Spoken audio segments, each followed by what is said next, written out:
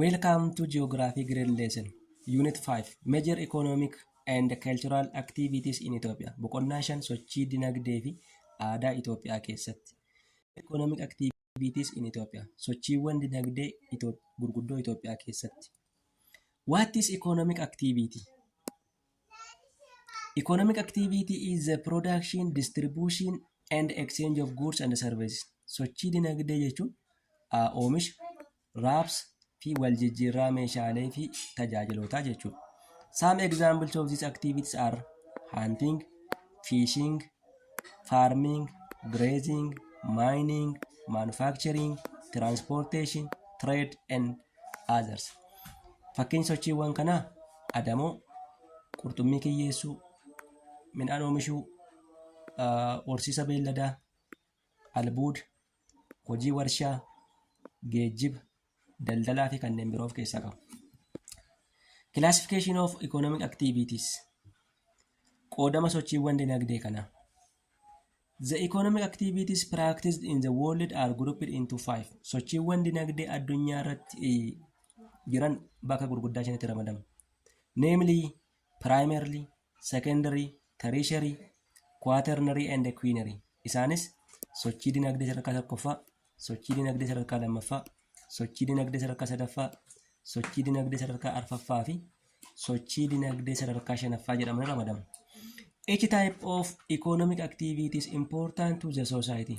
Sochiiwwan dinagdee kun tokkoon isaanii hawaasa naannootiif bu'aa mataa isaanii qabu jechuudha. Hawaasa naannoo kan fayyadan, kan tajaajilan. The distribution of jobs in a particular economic activity in a country may indicate the level of development of the country. Gosti sochii dinagdee kana akkaataan faca'insa isaanii biyyoota garaagaraa keessatti wal fakkaataa miti. Isaan kun immoo walumaa galatti maal ibsu? Sadarkaa guddina dinagdee biyya tokko sirriitti kan ibsan. Fakkeenya amma biyyoota guddachaa jiran keessatti sochii dinagdee sadarkaa tokkoffaatti kan baay'atu. Biyyoota guddatan keessatti immoo yeroo baay'ee sochii dinagdee sadarkaa lammaffaa, sadaffaa, arfaffaa, shanaffaa baay'ata. Categories of economic activities. Sochii dinagdee wan amma armaan olitti gurguddaa 5 jenne kana akkaataa kanaan diyaagiraamii kanaan ilaaluu dandeessu jechuudha. Sochiiwwan dinagdee gurguddaa 5tu jiru. Isaanis quinary, quaternary, tertiary, secondary and primary. For example, under quaternary activities, information, research, management. Fakkeenyaaf sochiin odeeffannoon, qorannoof qo'annoon, bulchiinsi isaan kun sochiiwwan dinagdee sadarkaa arfaffaa jalatti ramadamu. Isaan kun karaa biraatiin white collar information service yookaan white collar, koolaarii adii jedhamanii ramadamu. Quinary activities yookaan sochii dinagdee sadarkaa shanaffaa warra jedhaman executive decision makers. Isaan kun immoo walumaa galatti biyya tokko keessatti warreen aangoo olaanaa qaban yookaan immoo top level sadarkaa olaanaarra warra jiran sochii dinagdee kana geggeessu. Kun maal jedhama? High level decision making. Biyya tokko keessatti warra high level irra jiran yookaan immoo sadarkaa olaanaa warra jiran, warra waa hundumaa waan hojjetamu hundumaa keessatti warra waa murteessan isaan high level decision making jedhamu. Akaakuu sochii dinagdee sadarkaa shanaffaa jalatti ramadamu. Tertiary activities. Sochii dinagdee sadarkaa sadaffaa warra jedhaman retail and wholesale trade, personal and professional services, communication, service sector industries.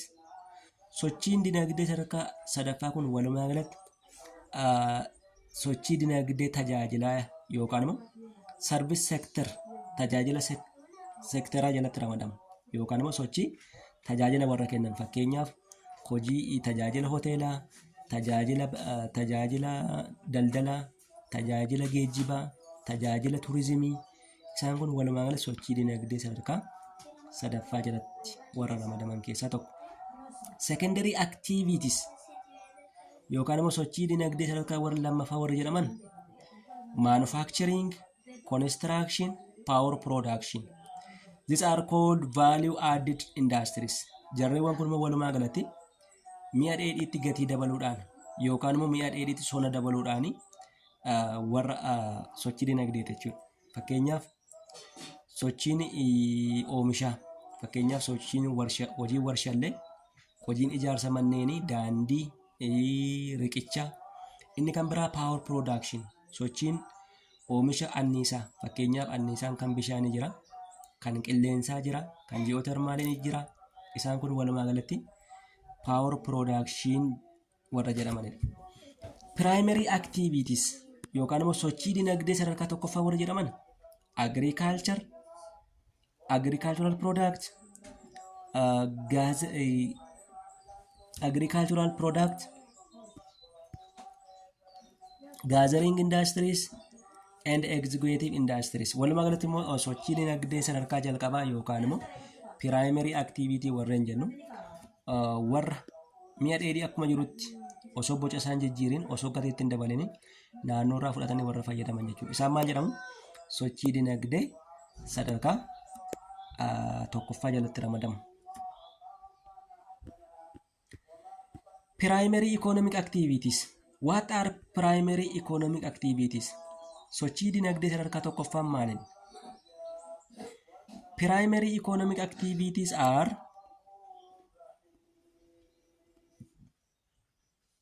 primary economic activities are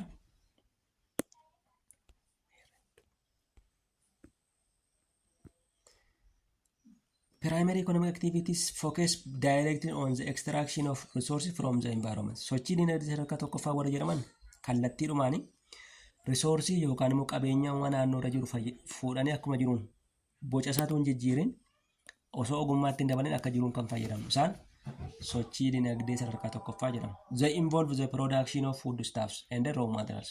Kun walumaa galatti waan nyaatamu oomishuu. Fakkeenyaaf midhaan nyaataa oomishuu. Raw material mi'a warshaadhaaf ta'u oomishuu. Isaan kun walumaa galatti sochii dinagdee sadarkaa tokkoffaa jedhamu. Primary economic activities include agriculture, fishing, forestry and mining. Sochiin dinagdee sadarkaa tokkoffaa hojii qonnaa of keessaa qaba, hojii qurxummii kiyyeessuu of keessaa qaba, hojii bosonaa of keessaa qaba. Bosona dhaabanii tajaajila gurgurtaatiif yookaan immoo tajaajila ijaarsaa waan garaagaraaf oolchuu. Inni kan biraan hojii albuuda baasu. Albuuda lafa keessa bishaan keessaa baasanii tajaajila garaagaraaf oolchuu. All of these jobs are dependent upon the natural resources of the earth. Sochiiwwan dinagdee kun hundi isaanii arfan isaaniiyyuu qabeenya naannoo dachee keessa jiru irratti hundaa'uudhaan hojiirra oolu. The characteristics of primary economic activities. Sochiin dinagdee sadarkaa tokkoffaa kun amaloonni isaa maali?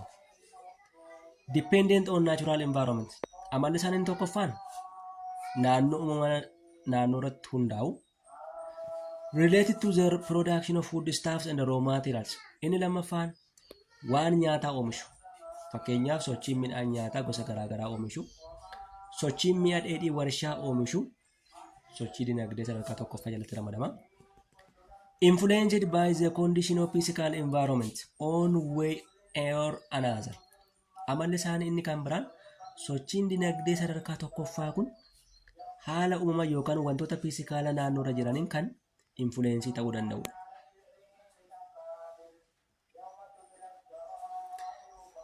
From these primary economic activities, when we take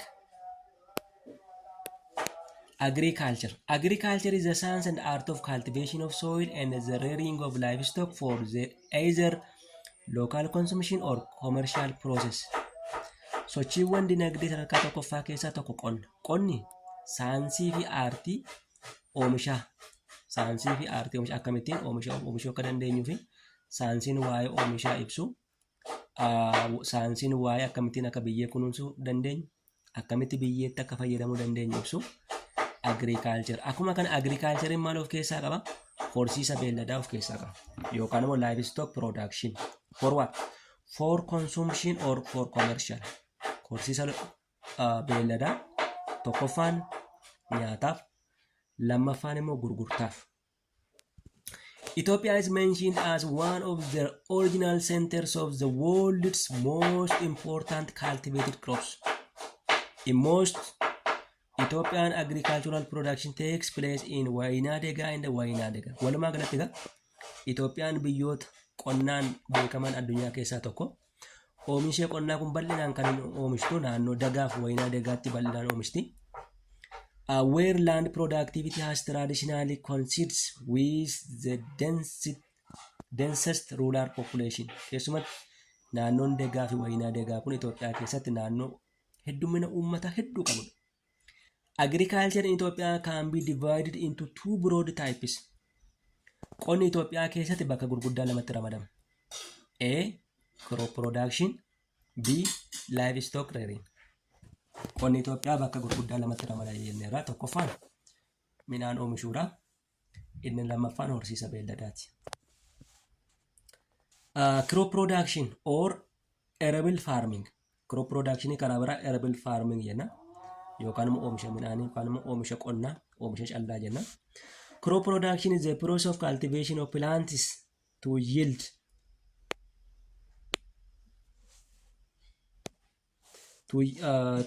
food, feed, and fiber, or to provide medicinal or industrial ingredients or grow commercial products.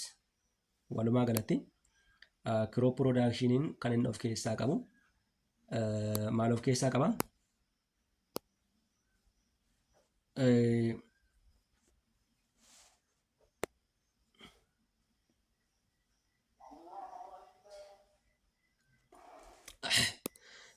Crop production, it includes the process of cultivation of plants to yield of food, feed, fiber to provide medicinal or industrial ingredients or grow ornamental products. Kana of keessaa qabachuudha. Fakkeenyaaf wanta nyaatamu oomishuun jira. Akkuma kana fiber fakkeenyaaf wantoota warshaalleedhaaf oolan oomishuun jira. Akkuma kana immoo qorichoota garaagaraaf kan oolan oomishuun jira. Akkuma kana immoo warshaalleedhaaf kan oolan oomishuun jira jechuudha. Isa kana maal jalatti ramanna? Crop production. Arable farming practices in Ethiopia can be classified into the following types. Arable farming kun Itoophiyaa keessatti naannolee armaan gadii kanatti ramadama. A. Seed or grain production. Seed jechuun callaa yookaan immoo grain production oomisha callaa jechuudha. In Ethiopia, in areas of wayinaa degaa and degaa zones. Itoophiyaa keessatti bal'inaan eessatti oomishamu? Naannoo wayinaa degaa fi degaatti bal'inaan oomishamu. Wayinaa degaa jechuun badda daree jechuudha. Degaa jechuun immoo naannoo baddaa, naannoo qilleensa qorraa qabu, qabbanaa qabu, naannoo ol ka'iinsa yoo xiqqaate meetira 2300 ol kan qabu. Achirratti bal'inaan oomishamu. North Western parts of South Eastern Highlands. Seed graining kun Itoophiyaa keessatti bal'inaan eessatti argama? North Western kaaba lixa Itoophiyaa. Akkuma kana immoo naannolee kibba lafa ol ka'oo kibba ba'a Itoophiyaattis bal'inaan oomishama.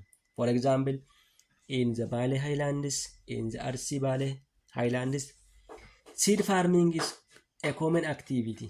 Seed farming kun Itoophiyaa keessatti sochii hojii qonnaa isa koomanii ta'e yookaan immoo isa dhaabbataa ta'e naannolee Itoophiyaa kamittiyyuu kan oomishamuu danda'udha.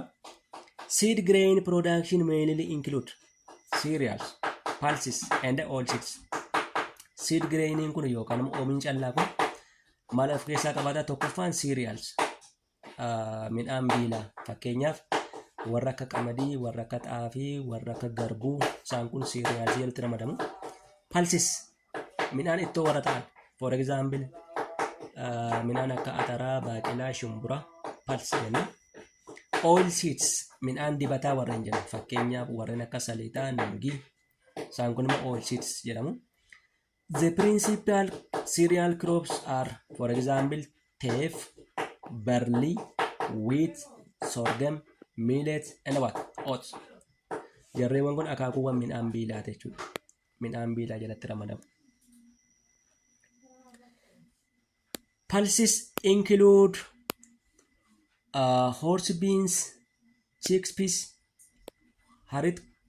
haricot beans, field peas, lentils, vetch. Fakkeenyaaf midhaan waxii warreen jennu yookaan immoo ittoo warreen jennu kun immoo warra akka baaqelaa, warra akka boloqqee, warra akka misira isaan kun immoo pulsii jalatti ramadamu. Oil seeds midhaan dibataa yookaan immoo zayitaa warreen jennu oil ni jira. Linseed isaan kun immoo walumaa galatti midhaan sunflower, groundnut, sesame jarreewwan kun immoo midhaan dibataati. Fakkeenyaaf kan akka suufii, kan akka loozii, kan akka saaliixaa isaan kun immoo midhaan dibataa jalatti ramadamu. The second one is permanent or perennial. Crop cultivation, perennial crops like insects, coffee, cotton. Oomishni midhaanii kanneen kaan immoo permanent warreen jedhaman jiru. Permanent jechuun dhaabbiidhaan jechuudha. Bara hundumaa waggoota dhaabatanii waggoota 20-30 turanii kan tajaajila kennan. Fakkeenyaaf qochoo, insect, coffee, buna, cotton, jirbii. The major crops in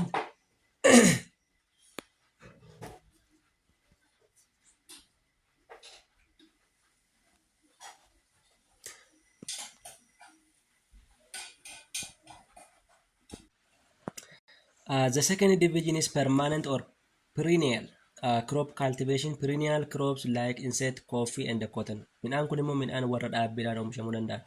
Fakkeenyaaf midhaan akka buna, qochoo fi jirbiin isaan kun dhaabbatanii waggoota baay'eedhaaf turuu danda'u. Isaan permanent crops jedhamu. The major crops in the winter dega areas of southern and southwestern. Keessumatti midhaan bal'inaan naannoo kibbaa fi dhiya Itoophiyaatti bal'inaan beekamanidha. Insect is the stable food of the people of these areas. Keessumatti uummata naannoo kanaaf insectiin yookaan immoo qochoon nyaata baay'ee dhaabbataa uummata naannoo kanaaf tajaajila guddaa kennuu danda'udha.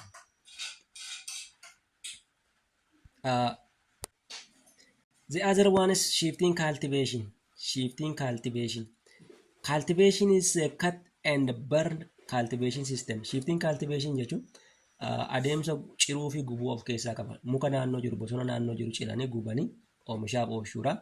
Kanaaf lafti naannoo kana yeroo baay'ee dafee waan gabbina gadhiisu biyyeen naannoo kana waan dafee liishingii yookaan immoo waan niqamuuf naannoo kanatti shifting cultivation eegama. So in Ethiopia we can found in western, southwestern Ethiopian islands. Ethiopia keessa naannoo kam jira? Naannoo lixaa fi kibba lixa Itoophiyaatti bal'inaan argama. Naannoo lixaa fi kibba lixa Itoophiyaa immoo naannoo bal'inaan